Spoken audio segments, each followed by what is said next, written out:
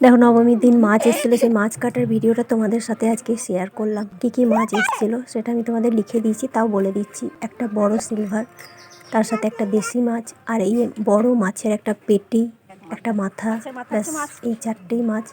আর দশমীর দিন তো তোমাদের একটা ভিডিও আমি তোমাদের সাথে শেয়ার করেছি। দশমীর দিন আরও মাছ এসেছিলো, তো সেই মাছগুলোর আমি ভিডিও সব তোমাদেরকে কালকে দিয়ে দিয়েছি। আর এই মাছ কাটিংয়ের ভিডিও তোমরা অনেকে পছন্দ করো, তো সেই জন্যই আলাদা করে এই ভিডিওটা বানালাম, যেটা তোমাদের সাথে এখন শেয়ার করছি। চলো ভিডিওটা দেখো। আর এরপর কী ভিডিও আসবে, কী ব্লগ দেবো, সেটার জন্য তোমরা আমার ফেসবুক আইডিটা ফলো করো, দেখো।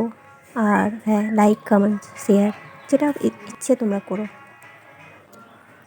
আর যারা আমার আইডিটা ফলো করছো তারা কিন্তু অতি অবশ্যই ভিডিওটা দেখে কিছু না কিছু কমেন্ট করে দিও।